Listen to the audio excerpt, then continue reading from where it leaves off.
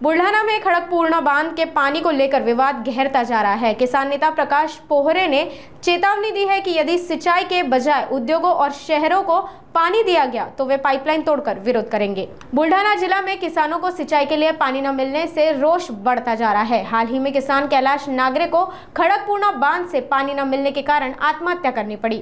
इस मुद्दे को लेकर आज किसान नेता प्रकाश पोहरे और रविकांत तुपकर ने जिलाधिकारी से मुलाकात की। प्रकाश पोहरे ने साफ शब्दों में कहा कि अगर किसानों के हक का पानी उद्योगों और शहरों को दिया गया तो वे उग्र आंदोलन करेंगे और पाइपलाइन तोड़कर विरोध जताएंगे। सर, आज आपण जिल्हाधिकाऱ्यांची भेट घेतलेली आहे। काय नेमक्या मागण्या होत्या, काय चर्चा झाली? जे नागरी ह्या शेतकऱ्यांनी आत्महत्या केली त्या सगळ्या संदर्भामध्ये चर्चा होती आणि एकंदरीत चर्चेतून हा फाइंडिंग आलं की केवळ प्रशासकीय हलगर्जीपणामुळे त्या शेतकऱ्यांनी आत्महत्या केली आहे।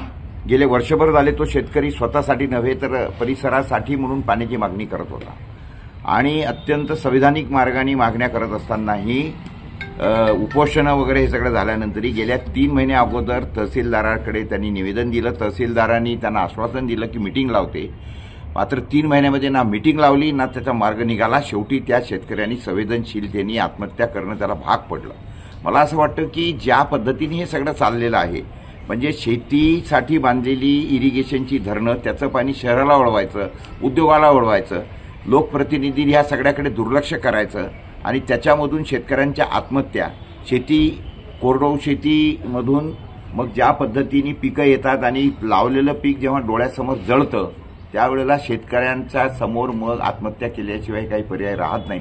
मला असं वाटतं की निगरगट्ट झालेलं प्रशासन, शासन असंवेदनशील झालेलं आणि प्रत्येक गोष्टीत राजकारण करणारे राजकारणी, या सगळ्यांचा परिणाम येणाऱ्या दिवसांमध्ये केवळ आणि केवळ शेतकरी आत्महत्यांमध्ये होणार आहे।